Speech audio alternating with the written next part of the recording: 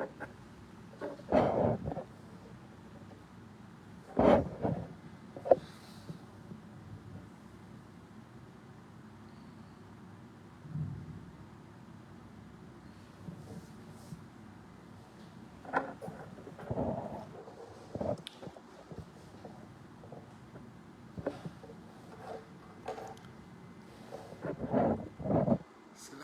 warahmatullahi wabarakatuh. Bismillahirrahmanirrahim. Alhamdulillahirrabbilalamin. Wabihi nasta'in. Allahumma salli ala sayyidina Muhammad. Alhamdulillah Dr. mulawa sikit tapi insyaAllah lecture sebenar akan bermula 8.30.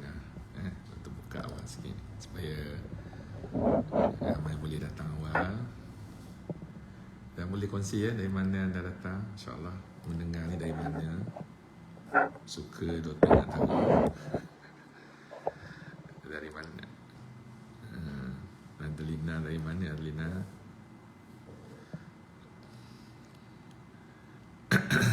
Boleh dengar lah, boleh komen sikit suara doktor kuat ke tidak.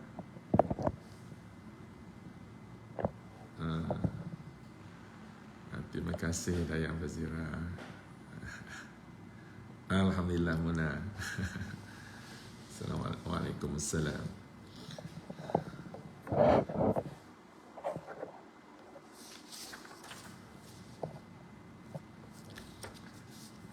Doktor kerja hari ni pukul 9, so we have half an hour to share some tips during Ramadan, insyaAllah.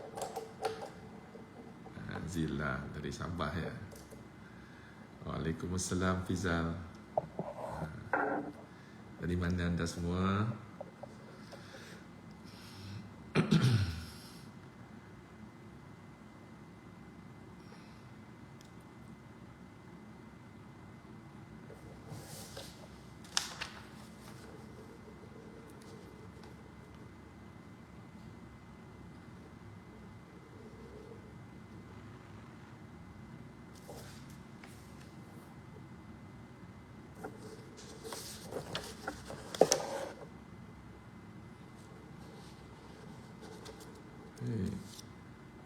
Boleh kongsi-kongsikan ya kepada kawan-kawan agar dapat sedikit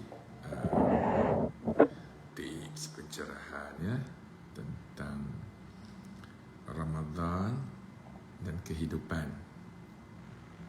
Nina dari Sabah ya. Oh, okey. Alhamdulillah. Alhamdulillah. Selamat jalan insyaAllah. Safe journey. Fizal ya. Zila dari Jasin, Alhamdulillah ya.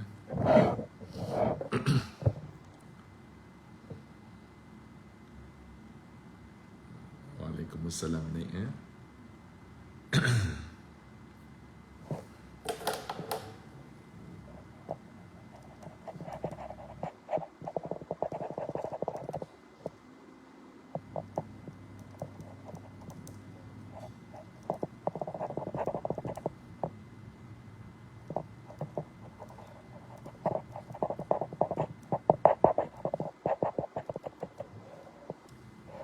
Yusri, Kolafila.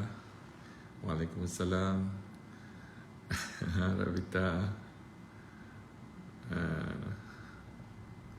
Apa khabar rumah? Thanks for the dates the other day. Ajwa.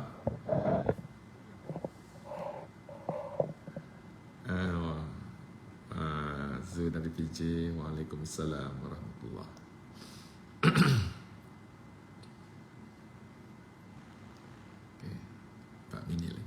InsyaAllah kita mula tepat insyaAllah. Yang tak dapat hadir live ni tak apa, boleh dengar rakaman nanti insyaAllah. Kita akan rakam ya. Kita punya sharing hari ni insyaAllah agar semua dapat mendapat.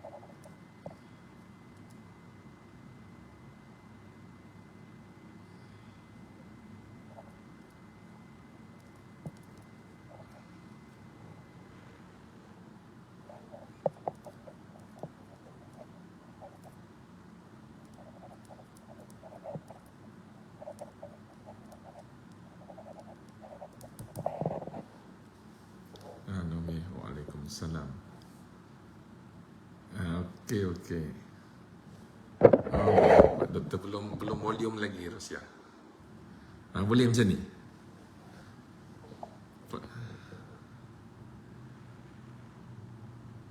Okey. Boleh ya? Boleh bagi komen ya suara doktor ni. Kadang-kadang ada yang beritahu tak apa kuat. Setting kita ni old school sikit. Nasri, Alhamdulillah, Alhamdulillah. Ahlan Ramadan. Ahlan Ramadan.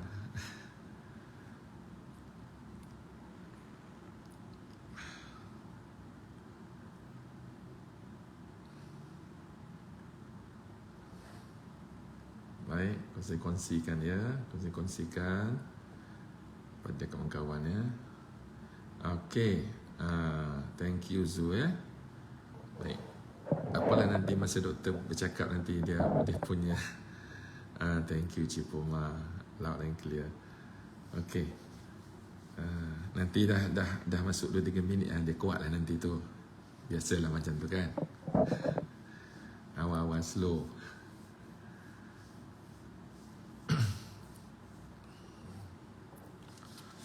Baik ya. Doktor mula sekarang. Bismillahirrahmanirrahim. Sekali lagi. Alhamdulillah Rabbil Alamin. Wa bihi nasta'in. Allahumma salli ala sayyidina Muhammad. Hari ini doktor nak berkongsi sikit tentang Ramadan ya. Ramadan ni bukan sesuatu yang asing bagi kita, umat Islam ni. Dan sebelum doktor mulakan ni, doktor nak bagi ucapan selamat sikit lah ya kepada semua. Selamat berpuasa semua ya. Yang doktor tujukan kepada yang sudah menjadikan puasa ni sebahagian daripada cara hidup mereka, bukan sekadar Ramadan sahaja, tapi kepada mereka-mereka yang sudah memahami hikmah puasa, kelebihan puasa, bagaimana puasa dapat mencukil yang terbaik dari diri mereka, dapat empower mereka ya. Allahu Akbar ya. Baik sikit ya. Thank you for the comment ya. Okey, gini yang doktor boleh buat ya. Baik. Pada mereka yang telah menjadikan puasa ni perisai bagi penyakit, senjata untuk defense diri daripada simptom penyakit-penyakit kronik, dan juga yang sudah memahami bagaimana untuk menggunakan puasa dalam aktiviti repair mechanism badan. Betul, ucapkan selamat puasa untuk mereka-mereka ni. Syabas anda semua. Anda sudah mendapat satu bab besar dalam kehidupan percuma, satu apa yang saya panggil ni, satu ayat apa ni, makrifat, telah mengenal hikmahnya kepada diri. Bila anda sakit, anda tahu nak kembali ke mana. Alhamdulillah. Doktor ucapkan selamat untuk mereka ni ya. Juga doktor ucapkan selamat berpuasa untuk mereka yang sudah mengambil cara hidup puasa dalam bentuk yang sedikit berbeza, seperti orang yang mengamalkan umat. Ini sains sikit, umat 1 meal a day. Pagi minum air, tengah hari tak makan, kenduri setiap hari masa pukul 6 dinner. Ini pun mimik puasa juga. Tak puasa, tapi badan menganggap macam mood puasa. Tak adalah puasa sunat tu, tapi masih dapat kebaikan ya. Doktor juga ucapkan selamat berpuasa untuk mereka yang baru nak puasa hari Khamis ni. 340 apa ni, 330 hari makan, 30 hari tak makan tengah hari. Alhamdulillah juga untuk anda semua, selamat berpuasa. Mudah-mudahan puasa tahun ni dengan sedikit pencerahan hari ini ni dapat anda ambil sebagai satu cara hidup baru, di mana kita dapat tambahkan puasa-puasa sunat juga di luar bulan puasa Ramadan ini ya. Baik. Juga doktor tujukan kepada yang utama juga kepada orang-orang sakit atau orang-orang sihat tapi sakit. Nampak sihat tapi ubat dua bakul. Orang-orang yang rasa mereka sihat tapi sebenarnya mereka sakit. Untuk mereka yang terpaksa, dipaksa kerana maklumat-maklumat yang mereka dapat itu sahaja yang mereka tahu ya. Dimomokkan bahawa anda kena makan ubat sepanjang hayat, jangan putus, nanti bahaya, tiba-tiba naik darah, tiba-tiba kena stroke ya. Jadi dan juga keliru dengan diri, keliru, ragu, bulan puasa ni macam mana nak buat ni ubat 3 kali sehari. Lepas tu bulan puasa nak puasa ya, tapi doktor kata jangan tinggal ubat. Akhirnya memilih untuk tidak puasa dan makan ubat. Ataupun cuba mengurangi ubat, nak puasa tapi ubat masih banyak juga. Yang waktu pagi dia ambil waktu sahur, waktu petang dia ambil waktu lepas berbuka. Tapi ubat masih banyak. Yang tengah hari tu bagilah pagi sikit, petang sikit. Dan keliru bila melihat sendiri bacaan mereka, tekanan darah, gula rendah bulan puasa tapi ubat masih tak tinggal. Mana-mana yang cocok insulin tu tak, daripada cocok 20 jadi cocok 6 unit waktu pagi, masih takut lagi nak tinggal, takut naik sebab tak faham kerja tubuh manusia. Nanti kalau naik macam mana bulan puasa? Tengah hari naik, petang naik ya. Tak cocok punya jadi gula boleh naik saja-saja tanpa sebab sampai ke petang semasa berpuasa. Ini pun orang-orang golongan-golongan keliru juga. Jadi ambil juga ubat-ubat tu walhal darah bacaan mudah dah rendah sangat dah pun. Nanti doktor marah dan sebagainya ya. Baik, jadi untuk mereka-mereka ni pun doktor ucapkan selamat berpuasa dan mudah-mudahan tahun ini puasanya dibuat dengan pengenalan, dengan hakikat, dengan makrifat, dengan sedar bahawa perintah puasa ni bukanlah untuk menyakitkan kita, namun untuk menyelamatkan kita. Allah wajibkan kita selamat. Kalau tidak wajibkan, lama dah kita kantoi ya. Baik, jadi hari ini doktor akan beri sedikit petunjuk kepada semua ya, insya-Allah. Mudah-mudahan dapat kita mulakan puasa sehari dua lagi ni dengan lebih penuh, lebih terisi dengan amalan-amalan selain daripada makan ubat, selain daripada berkisar gula berapa, darah berapa, air punya marker berapa. Kita fokus kepada ibadah kepada pencipta, agar pencipta juga melimpahkan rahmatnya kepada kita, insya-Allah. Amin ya. Baik. Ramadan adalah satu kewajipan sebenarnya ya, bukan satu benda yang pilihan kewajipan. Kewajipan apa? Kewajipan untuk kita mantapkan keyakinan kita bahawa semua penyakit yang ada ini badan ada ubatnya. Bukan setiap penyakit ada ubat sahaja ya.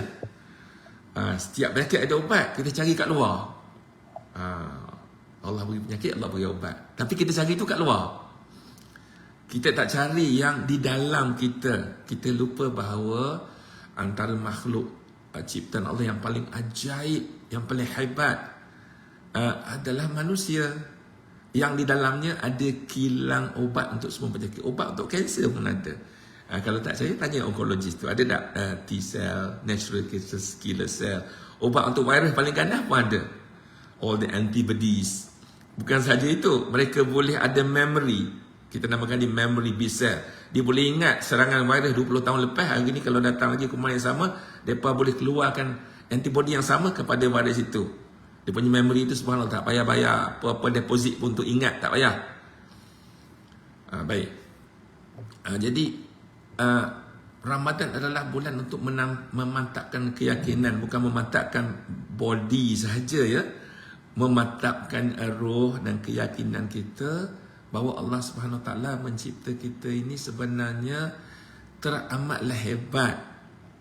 Segala yang di luar manusia dicipta untuk kita, dan kita dicipta untuk dia, untuk memahami bahawa segala yang berlaku itu datang daripada rencana dia. Kembali selalu kena cepatlah, jangan lambat sangat.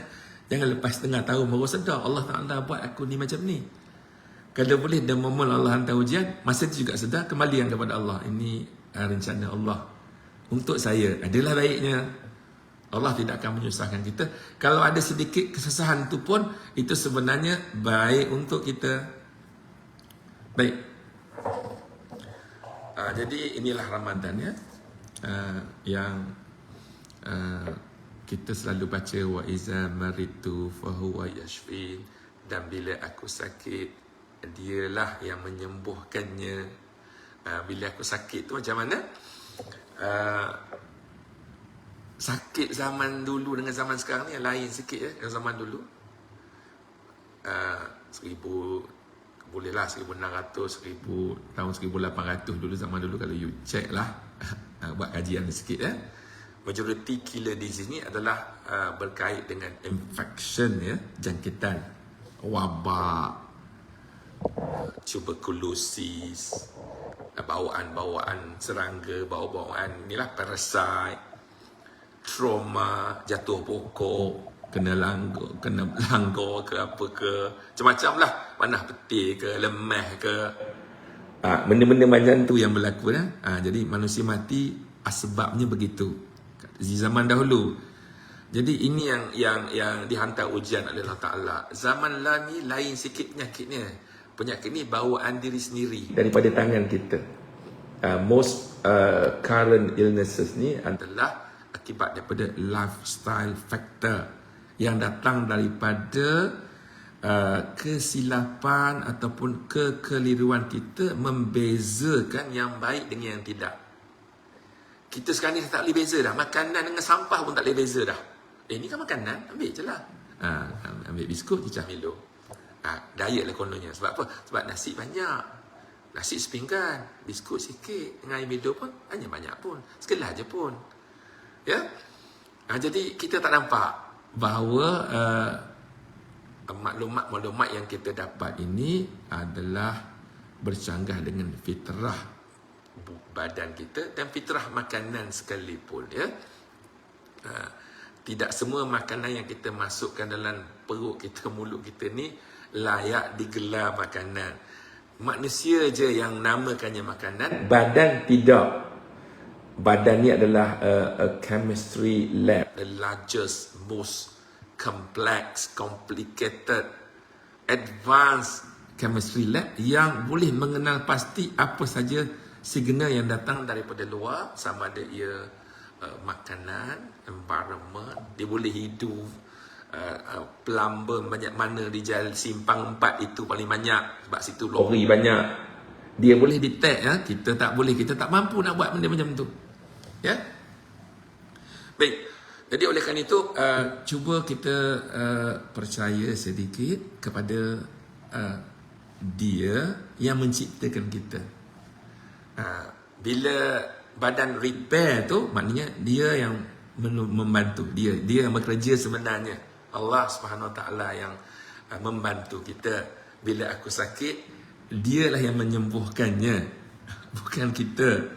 Kita berikhtiar sana sini. Kalau ikhtiar tu betul, kalau ikhtiar tu salah, kita dapat bahaya daripada ikhtiar kita.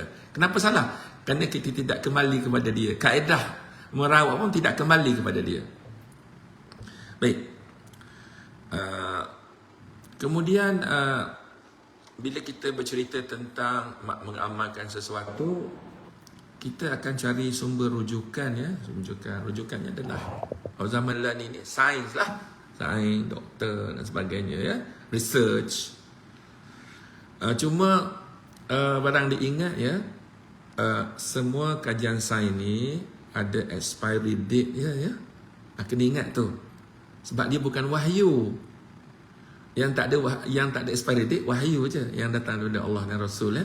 Yang manusia buat ada expiry date dia. Barang yang dikatakan sangat selamat 2 tahun dulu dah rebahkan begitu ramai orang sehari 2 ni. Okey? Tak boleh nak salah siapa-siapa lah. Itu pilihan masing-masing. Mereka yang buat kenyataan tu pun berdasarkan maklumat pada masa itu. Ya? Itulah sains. Kalau sedar, baguslah. Ambil lah fahaman baru. Cuma fahamlah bahawa sains itu ada expiry date dia. Dan kalau nak cerita pasal sains sekalipun, cubalah tengok kajian mana-mana dalam dunia ni, berapa ramai manusia terlibat. Yang doktor tahu pada tahun 1950 dipanggil the San Francisco Study, di mana military mengambil chemical ataupun bakteria, ada yang kata chemical, ada yang katakan bakteria, disembur atas langit tu kepada satu kawasan penduduk, ya, tanpa izin sebenarnya, yang menyalahi kod kemanusiaan pun. Tapi siapalah boleh lawan militeri, ya, pada masa tu. So dia melibatkan awan tebal sepanjang 2 batu dan melibatkan 800,000 orang yang terlibat terkena semburan ini.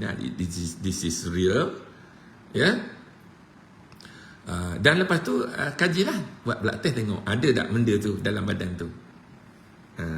800,000 orang tu pun tanpa izin, ya. Ada yang kata ada satu study dekat China namanya The China Study yang melibatkan 1 juta orang. You boleh bayanglah kan macam mana you nak kawal 1 juta orang ni, dari segi protokol dan sebagainya, dari segi kesediaan mengikut dengan baik. All are doubtful juga. Study-study yang lebih kecil yang dibuat oleh pharmaceutical company ni pun tak besar mana pun. Kalau melibatkan 100-200 ribu orang tu, entah berbilion duit dia belanjakan nak buat satu ubat, ya.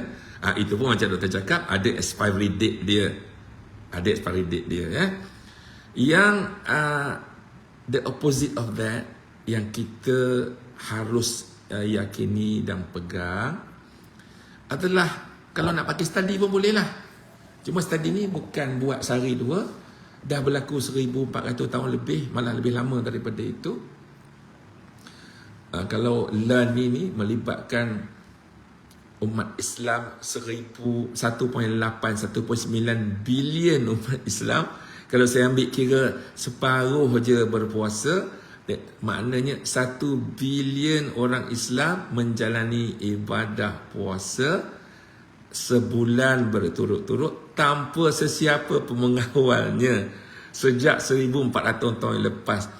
Cubalah kita fikir sikit macam mana validnya study ini. Kalau nak nama study lah, sebenarnya bukan study, itu adalah perintah pun untuk kita sehat, ya. Subhanallah, ya. Jadi, dan cuba kita gali sedikit apakah yang ada dalam Ramadan ni yang sampai Allah mewahyu dan mewajibkannya, dan manusia dengan umat Islam dengan rela hati melakukannya dengan gembira, menyambutnya. Ada orang nak sampai Ramadan buat kenduri sana sini, ahlan Ramadan, subhanallah.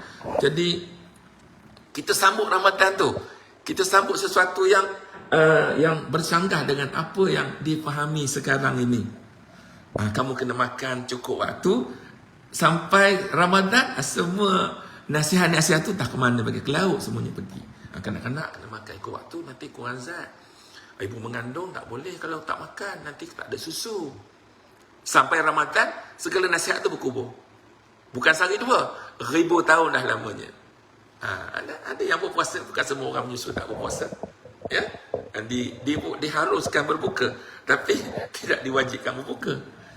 Baik, jadi oleh kerana itu cubalah kita gali sikit apa dalam Ramadan ni supaya kita dapat bawa keluar Ramadan. Itulah tujuan ibadah, ya. Kita apa benda ni macam solat, kejayaan solat bila kita dapat bawa amalan dalam solat, keluar solat. Dan solat mata melihat ke tempat sujud, lisan kita hanya berkata yang dibenarkan sahaja, membaca ayat Quran, pergerakan kita pun tak bolehlah bergerak lebih pada qadanya, ya. Kalau tidak, sah tak sah solat kita.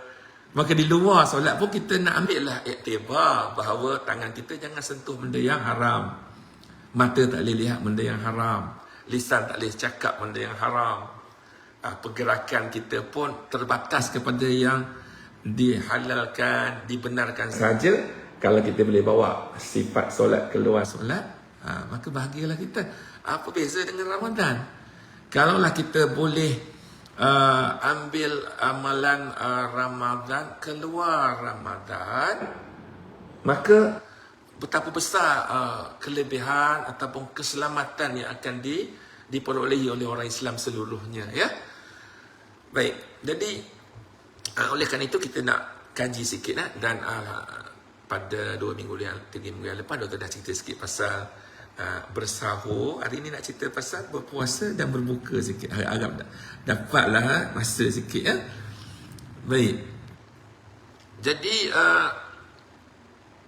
antara ciri-ciri puasa yang hebat adalah yang kita selalu dengar adalah sahur dan berbuka, ya.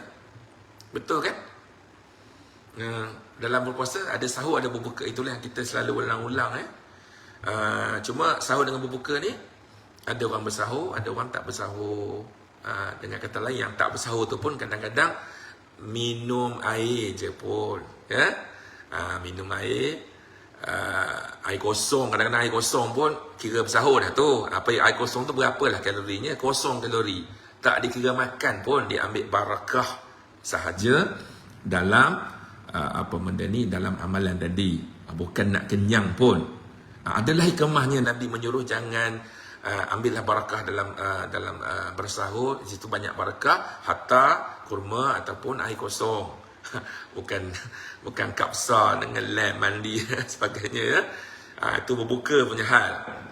Jadi sedikit benar di waktu bersahur. Macam itulah breakfast kita. Bawalah di luar Ramadan. Begitu juga di waktu berbuka. Kalau waktu berbuka, kita mulakan dengan benda manis, kemudian baru kita makan. Kenapa ada benda manis? Apa hikmah dia tu? Doktor harap dapat ceritakan sikit sebentar lagi. Baik.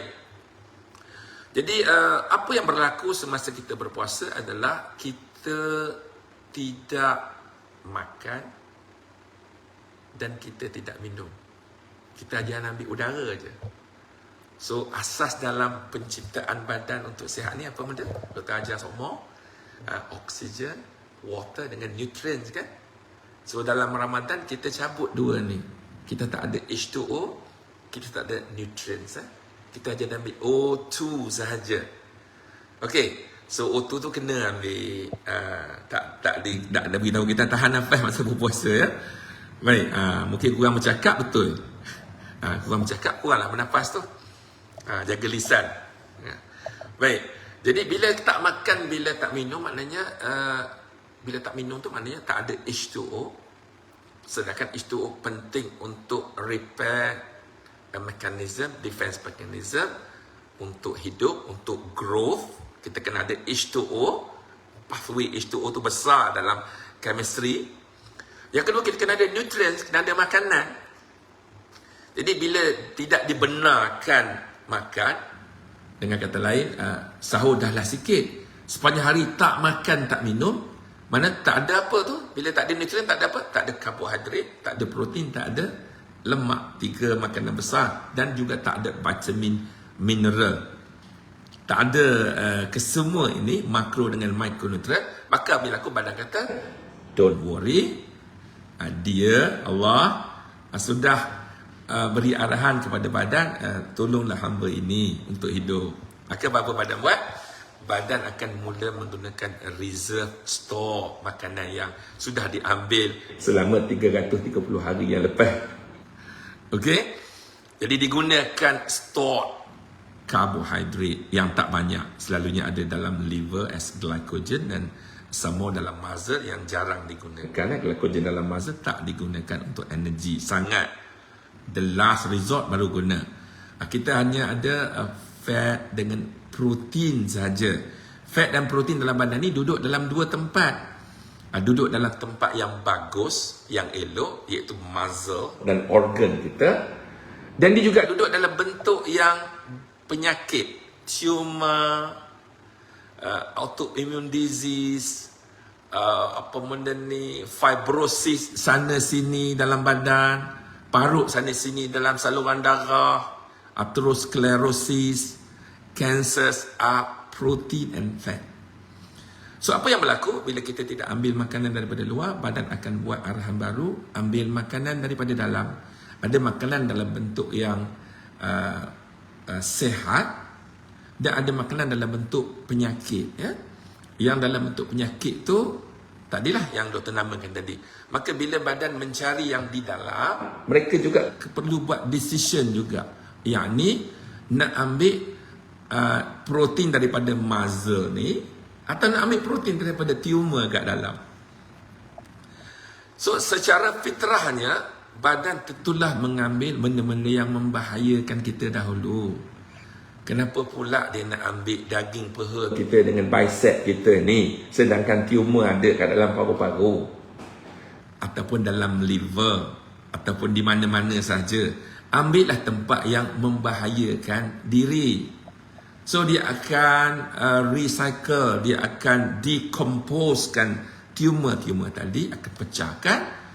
Dia akan buat proses kita panggil autophagy. Kalau orang puasa lebih dengan guided medical sikit, dia akan dapat apa yang kita panggil mitophagy. Bukan sekadar sel akan musnah, mitokondria akan musnah, akan berlaku penciptaan mitokondria baru. Autophagy ni akan berlaku recycling. Kanser-kanser ataupun penyakit ni akan lerai menjadi makanan semula yang asal yang kita beri itu. Dalam makanan juga ada chemical akan dibebaskan daripada badan. Bahagian makanan akan diguna balik untuk membina badan semula. Penting mana ini berlaku kerana setiap hari ada 30 bilion sel kita mati, ya. Lebih kurang 30 gram berat dia. 1 bilion 1 gram. Kalau 30 bilion, 30 gram badan kita mati setiap hari. Tak adalah banyak, ya. Sudah besar je pun, 30 gram. Jadi kita maintain lah saiz macam tu. Kecuali kita ambil banyak makanan, besarlah kita. So 30 bilion sel ni mati, maknanya 30 bilion sel kena hidup. Betul tak tu? Macam mana nak hidup aku tak makan? Badan kata, no worry, aku recycle barang lama yang tak elok. Jadi badan akan cuba buat recycling. Jadi bukan sahaja puasa ni pembersihan spiritual, dia juga pembersihan jasad daripada toksin. Kaedah detox terbesar di muka alam ini adalah berpuasa, ya, dengan syarat berpuasa dengan betul. Pada masa kita berpuasa ni banyaklah proses kimia berlaku. Selalunya kita duduk dalam fasa apa yang kita panggil katabolik, fasa pemecahan. Kenalah pecah pasal barang daripada luar tak masuk. Apa nak dipecahkan tu? Pecahkan protein, pecahkan fat, dan juga banyak vitamin ataupun mineral yang ada dalam badan ni yang sesat. Maksud sesat tadi, contohnya macam doktor bagi tahu kalsium, ya. Kalsium ni duduknya di tulang, 99% kalsium dalam badan duduk kat tulang. Lebih kurang 1% saja duduk dalam darah kita. Tetapi kalsium sesat duduk di luar dua tempat ni. Dalam tulang tidak, dalam darah tidak. Habis dia duduk dalam mana? Dia duduk dekat saluran darah kita, jadi calcified arteries. Dia duduk dalam breast, jadi micro calcification of breast, sehingga prone to cancer dan sebagainya. Dia duduk di tempat yang nanti patut duduk dekat celah sendi. Patutnya duduk dalam tulang. Kenapa duduk dalam sendi sampai tumbuh spur ataupun osteophyte sepanjang tulang belakang tu, nampak cabang-cabang banyak tu. Puasa akan execute satu mekanisme di mana bila kita tidak ambil makanan daripada luar, kita akan dapat gunakan makanan daripada dalam yang sudah berlebihan. Jadi tidak Tidak perlu kita cepat bila nampak macam kurang kalsium nak beri daripada luar. Ya, kita memang beri daripada luar, dia jatuh juga ke tempat yang salah, bukan ke tempat yang kita nak. Kita ingat minum susu pergi ke tulang. Itu kata kita, bukan kata badan. Ya, badan akan buat apa yang dia akan buat, perlu buat pada masa itu, mengikut keadaan chemistry-nya. Ya, baik. Jadi oleh kerana itu, di bulan puasa ni kadang-kadang doktor pun beritahu vitamin tu tak makan banyak pun tak apa, jangan obses sangat makan vitamin bulan puasa. Inilah satu waktu di mana kita ingin mengenal kehebatan penciptaan badan kita oleh Allah Ta'ala ni. Kita fokus kepada makan dan minum yang betul sahaja dan air yang betul sahaja. Kecuali kita ni ada sakit, maka adalah suplemen tu ya. Tapi orang sihat ni tangguhlah dulu sekejap. Baik. Jadi fasa katabolik adalah fasa dominan dalam Ramadan ya, di mana karbohidrat, protein, lemak, vitamin dan mineral akan di-recycle, diatur. Masa itulah management badan akan duduk dalam keadaan sangat optimum. Mereka ni cakap sama sendiri. Macam post pagi ni dok beritahu during fasting, the cell talk to each other. We call it cell signaling. Dalam badan kita tak ada rahsia ya. Sel tidak pernah berahsia di antara mereka. Kita je banyak rahsia. I have my own secret. I tak boleh beritahu you. Adalah benda yang I tak boleh beritahu semua orang. Sel tak ada macam tu. Sel kita tak pernah ada rahsia. Mana-mana yang kekurangan, kepicikan makanan, semua badan lain akan merasa periknya dan akan memberi signal yang tepat kepada bahagian-bahagian badan itu untuk menerima, bersiap tak terima ni.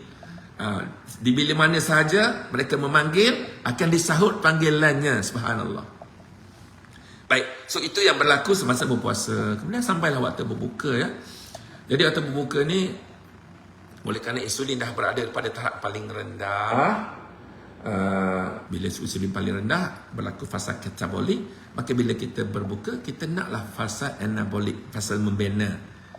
Setelah fasa spending, buang, bakar. Sekarang cukuplah waktu bakar tu, janganlah bakar sepanjang masa.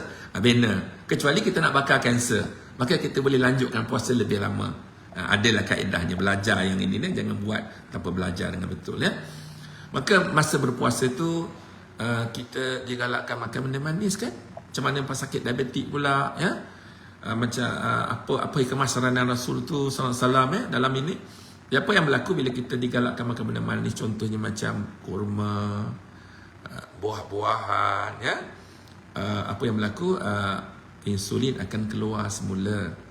Tapi insulin keluar pun bergantung kepada makanan macam mana lah. Kalau keluar 1 kilo, banyaklah. Kalau makan kurma tu 0,5 kilo, banyaklah insulinnya. Kalau makan sebiji saja, macam kita kejutkan, wahai insulin, cukuplah tidur tu, keluarlah. Why? Sekarang masa nak makan ni, bila kau keluar, kita macam stimulate excretion of insulin tu. Pakai insulin tu dah ada. Kemudian bila kita makan protein pun perlukan insulin untuk depositkan amino acid ke dalam muscle.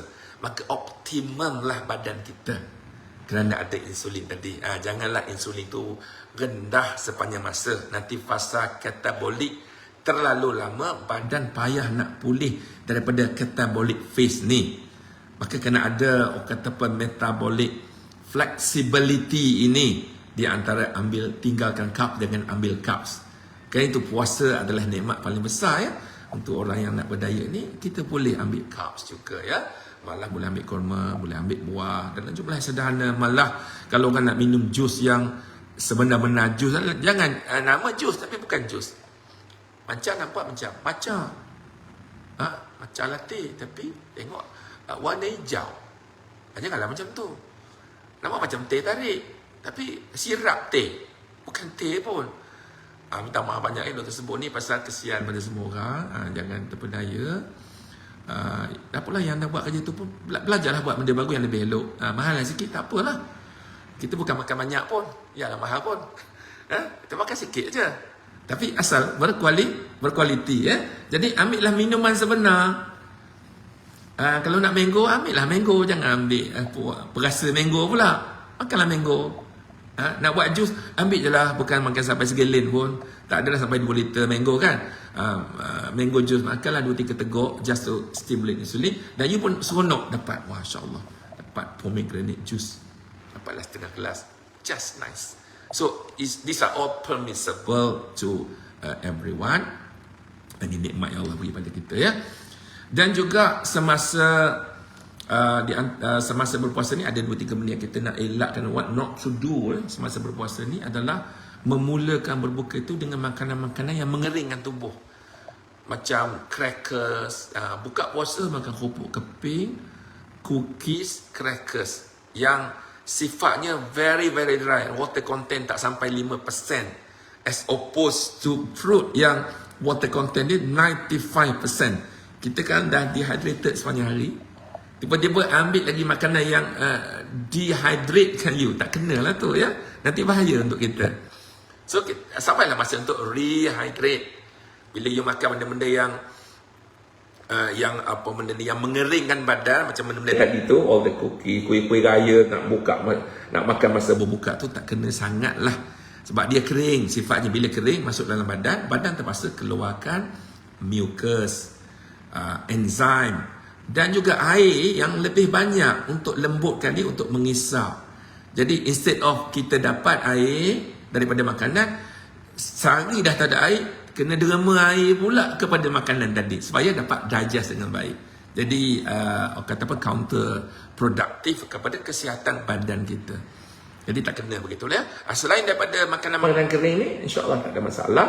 Ramailah orang berbuka terus, buka banyak. Tapi cuma idealnya, ini yang ideal belum tahu praktikal. Tapi iyalah, kalau tak buat sampai bila tak dapat, tak jadi amalan ya. Kita berbuka lah dengan kurma dan buah, dengan sedikit minuman-minuman manis yang original. Solatlah dulu. Solat nak pergi kepada makanan pula nanti tu, maulah 20 minit kan. Jadi sempatlah buah tadi tu hancur dalam badan, menjadi enzim untuk menerima makanan nanti untuk dihadam dengan baik. Itulah yang afdalnya, yang pada doktor lah ya. Makan buah dulu. Sebelum makan tu maknanya bukan makan buah terus makan, itu bersama, cuma buah nombor 1, makanan nombor 2. Sebelum tu maknanya bagi masa lah untuk dihadam dulu sekejap. Jadi solatlah dulu, kemudian makan dengan enjoy. Tak fikirlah nak solat apa benda ni, kelang kabut nak solat pula nanti, nak terkejar pula ya. So enjoy your meal after your prayer nanti. Kemudian bagaimana pula dengan orang-orang yang berbuka lambat? Ramai juga orang macam tu ya. Makan sikit je masa berbuka, nanti lepas tarawih lah, nanti aku ngantuk tarawih nanti. Imam-imam Ramadan dan sebagainya pun ramai macam tu ya. Jadi secara biologinya kan kita digalakkan untuk tidur 3 jam, 2 ke 3 jam lepas makan. So kalau kita berbuka pukul 7.30 tu, by 10 tu kan dah habis tarawih. Just nice lah balik tarawih tu tidur. Tapi ramai juga yang bertadarus dan sebagainya. Apa benda ni? Jadi tidur lewat malam. Pada pandangan doktor tak ada masalah, tak ada masalah apa pun. Ramadan adalah satu bulan yang sangat ajaib ya. Walaupun you kurang tidur di waktu Ramadan, tidur lewat sekalipun pada bulan Ramadan, majoriti daripada kita ni akan dapat tidur yang lena dan cepat. Letak kepala terus tidur, tak ada nak fikir apa dah. Tak kepala, tutup lampu, tak sedar dah. You fall asleep within less than 2 minutes. As opposed to orang yang kurang tidur, duduk dekat bed sejam 2 pun tak dapat tidur lagi. Orang-orang yang buat amalan Ramadan banyak sikit tidur lambat ni, bangun pun alhamdulillah segar. You dapat very good 4 hours sleep. Ya, 4 to 5 hours sleep tu cukup, tak sampai 7-8 jam pun. Jadi you akan dapat barakah dalam tidur. Barakah maknanya sedikit tapi banyak. Sedikit buat banyak manfaat. Bukan banyak buat sedikit manfaat. Tidur 1 hari pun tak, hilang lagi ngantuk. Tengah hari pun menguap-nguap lagi, tak kena macam tu ya. Jadi Jadi begitulah kisahnya ya Ramadan ni, dan kadang-kadang ada amalan kita juga lepas tarawih tu ada moreh dan sebagainya. Jadi hati-hatilah dengan mengambil moreh-moreh ni. Tak ada salah apa pun. There is what we call supper dalam makanan kita, maka kita boleh ambil dengan, dan pilihlah makanan yang selamat, yang dibuat di rumah. Kalau nak buat kat kedai pun pilih-pilih lah. Janganlah benda yang saya cakap tadi apa, food but garbage in actual fact. Itulah lebih kurang ya apa benda ni, sedikit perkongsian yang doktor boleh berilah semasa berpuasa. InsyaAllah ta'ala dengan sedikit ni dapatlah kita ambil manfaat ya. Allahu Akbar. Ada rupa satu je last untuk orang yang makan ubat. Kesian doktor telah tulis ni, yang mana, macam mana orang yang makan ubat ni pula, macam mana doktor saya makan ubat banyak ni. Jadi ingatlah, the best doctor is always yourself. You are a huge chemistry lab. Tak samanya dengan Gribble pet lab kat luar tu, tak samalah. Mereka hanya satu titis air daripada makmal yang Allah beri kepada kita. Trust yourself. Okay? Jadi dengar diri, tengok, ukur bacaan. Selalunya doktor beritahu orang yang cocok insulin pun, kalau pagi tak salah cocok. Nak cocok buat apa lagi? Tak, doktor saya dah kurangkan doktor 20 unit jadi 6. Nak buat apa lagi 6 tu? Hampa kan berpuasa. Apa jadi masa berpuasa? Ada orang berpuasa naik gula, lagi lekat maghrib lagi naik. Oh, nanti kan naik ke mana jalan dia nak naik?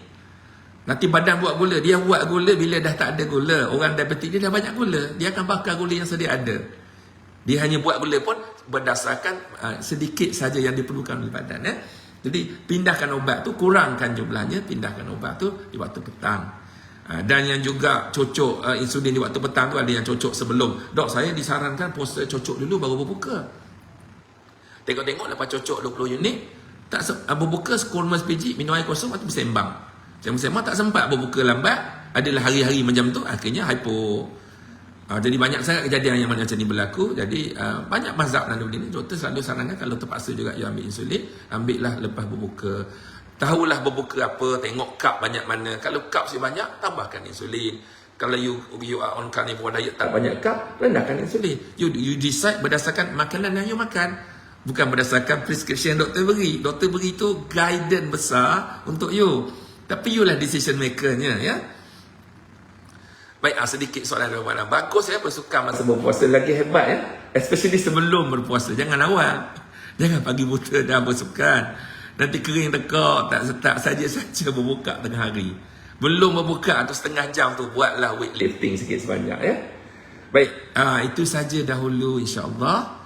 Mudah-mudahan bermanfaat untuk semua. Selamat berpuasa semua sekali lagi insya-Allah.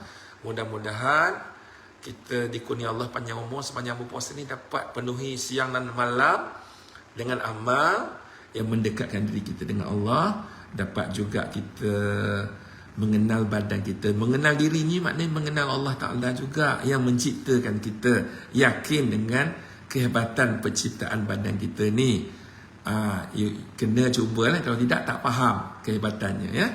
Baik, mudah-mudahan selepas sahaja habis Ramadan ni, kita lanjutkanlah segala amalan dalam Ramadan ni keluar Ramadan, agar kita dapat keberkatan dalam Ramadan juga insya-Allah ya. Baik, sekian. Assalamualaikum warahmatullahi wabarakatuh.